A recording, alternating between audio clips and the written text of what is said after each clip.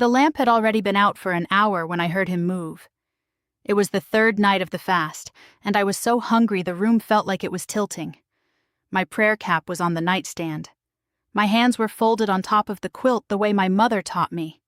Because even in the dark, even starving, a wife keeps her hands still.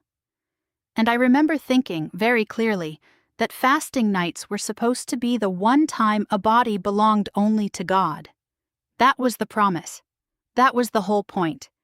And then I felt the mattress shift, and I understood that no one had ever explained the promise to him the way they had explained it to me. Before I go any further, I'm Martha. I grew up Old Order Amish in Lancaster County, and this is Hannah the Amish Girl, the channel where I say the things we were never allowed to say out loud. If you want the truth about plain life from someone who actually lived inside it, subscribe and tap the like button. And in the comments, tell me this. Before today, had you ever heard that the Amish fast at all? I read every single comment, and I want to know where you're hearing this for the first time. Let me explain what a fasting night even is, because most people outside the community have never heard the word used this way. In my church district, we fasted twice a year before communion. It was called the preparatory fast. You ate nothing from sundown until the following evening, and the fast was meant to empty you, to make you humble, to remind you that the body is a servant and not a master. But there was a second layer to it that outsiders never learn, and it's the layer this whole story turns on. On fasting nights, a married couple was expected to abstain. No intimacy, nothing. The bed was for sleeping and for prayer and for nothing else. Husband and wife lay side by side like brother and sister, and the abstaining was considered part of the offering.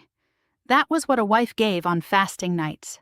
She gave her body back to God for one night, and her husband was supposed to give the same. The word we used was yielding. On every other night of the year, a wife yields to her husband. On fasting nights, they both yield to something higher. That was the teaching. That was beautiful, actually, when you first hear it. It sounded like the one night the scales were even. Here's what nobody told me. The teaching was clear. The enforcement was not. Because who enforces what happens between two people in a dark room with no lock on the door?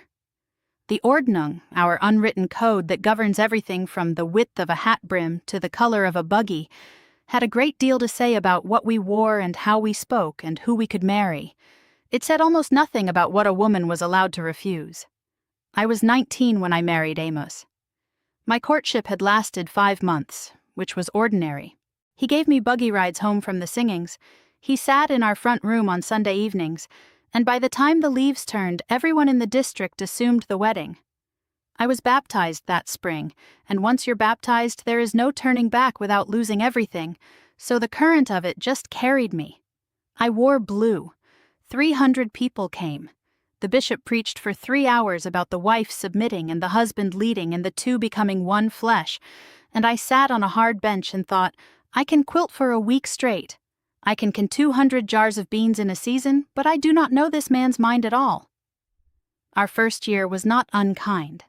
I want to be honest about that, because the truth is more complicated than a villain. Amos worked hard. He built the hen house with his own hands. He was gentle enough on ordinary nights, in the plain mechanical way that was all either of us knew, because neither of us had ever been told a single thing about our own bodies. The silence that raised me raised him too. We were two people fumbling in the dark with no map, and for a while that fumbling felt almost like tenderness, because at least we were lost together. The first fasting night after our wedding, I explained it to him. I thought he already knew, but I explained it anyway, the way my mother had haltingly explained it to me the week before my wedding, staring at the floor the entire time. I said, "Tonight we abstain. Tonight the body belongs to God." He nodded. He said he understood. And that night, nothing happened, and I lay there proud of us, proud that we were keeping the fast the right way, all of it, the hunger and the stillness together. It was the second year when it changed. I don't know what was different in him. Maybe nothing was different. Maybe he had simply learned, the way water learns the shape of a crack, that there was no one on the other side of that door to stop him. The third night of the fast, the hungriest night, when I had folded my hands and said my prayers and turned toward the wall, I felt the mattress shift. And I said the word. I said, "Amos, we're fasting." And he said very quietly, "God understands a husband's needs." And that sentence, 6 words, is the whole reason I am sitting here telling you this today. Because I didn't have an answer for it. That is the part I need you to understand. I had been raised on 1,000 rules about the length of my dress and the parting of my hair, and not one single rule that gave me the words to say no to my own husband on the one night I had been promised was mine. I had submission. I had yielding. I had be silent and be faithful and endure. I did not have no. It was not in the vocabulary they gave me. They gave me a word for the offering and no word for the refusal. And a woman cannot say a word she has never been taught. So I said nothing, and I lay very still, the way I had been taught to lie still, and I stared at the ceiling where the shadows moved, and I let the fasting night become just another night. And in the morning I got up before dawn and put on my apron and fed the chickens and broke the fast with the rest of the family at the long table, and my mother-in-law passed me the bread, and no one asked, and no one ever would. There is a part of this story I cannot tell you here. Not on this platform, not under these rules. The algorithm has limits, and I have learned exactly where they are. So I wrote the rest down instead, slowly, without the softening, without the cuts. Everything the camera is not permitted to show. The book is called The Ordnung They Never Wrote Down. 208 pages of what plain life looks like from the inside of it. The link is in the first comment of this video. That is where the part I could not say out loud lives. Now let me tell you why I know it wasn't just me, because that is the part that turns grief into anger. My friend Rebecca married 2 years before I did. We were close the way plain women are close, in kitchens, over wash tubs, in the small stolen minutes where the men can't hear. One afternoon we were shelling peas on her back step, and I don't know what made me say it. But I told her about the fasting nights. I didn't use many words. I didn't need to. She kept her eyes on the bowl in her lap, and she went very still. And then she said one sentence. She said, "I thought I was the only one." And then she told me it happened to her too, every fast, for 2 years. And she had never told a living soul because she believed it was her own sin somehow. That her body had tempted him even in her stillness. That the fault must be hers, because in our world, the fault is always hers. 2 women on a back step with a bowl of peas between them, each one certain for years she was the only one. That is not 2 bad marriages. That is a system. When the same wound shows up in every house on the road, you are not looking at an accident. You are looking at a design. Because here is what the silence actually accomplished. And I only understood this years later, sitting in a therapist's office learning words I had never been permitted to hear. There was no one in my community whose job it was to tell a young wife that she was allowed to refuse. There was no mother-daughter conversation where it was said plainly. The church said nothing. The bishop preached submission from the front bench twice a year, and never once preached that a husband owed his wife the same restraint the fast demanded of her.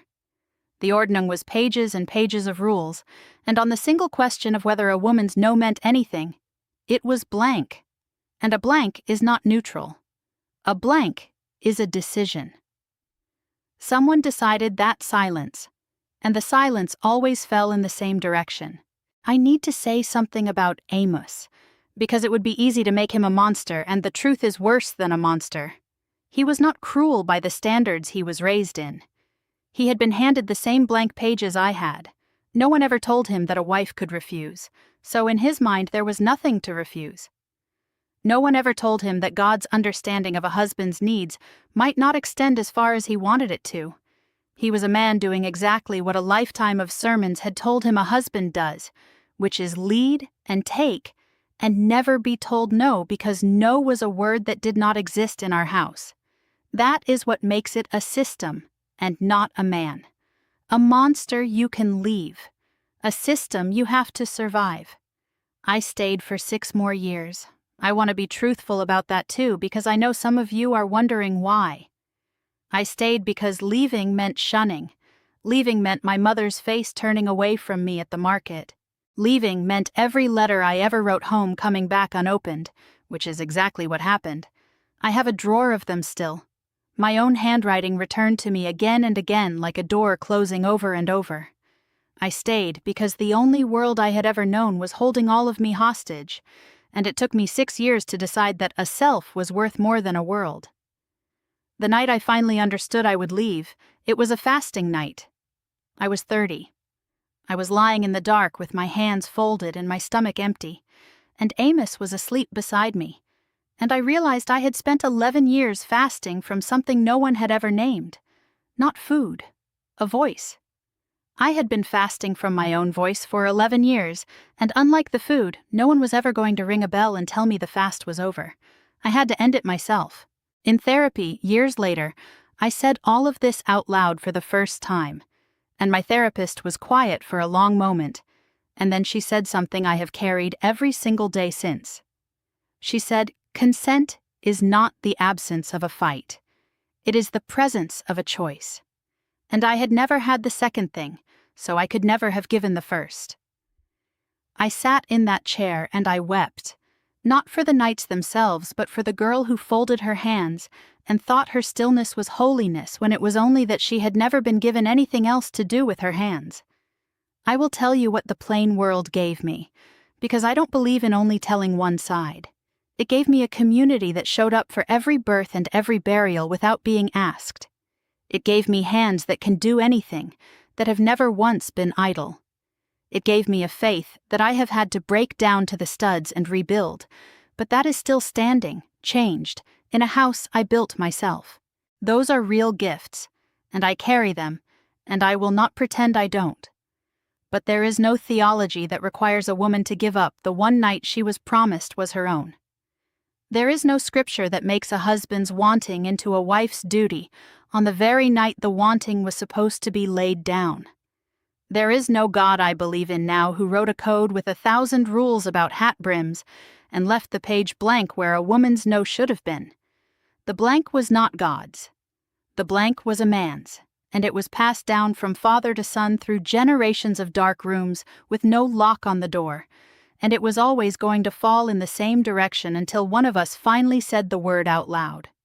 So I'm saying it now, for the girl on the back step, for Rebecca, for the woman lying still tonight in some farmhouse in Ohio or Indiana with her hands folded, believing her silence is faithfulness.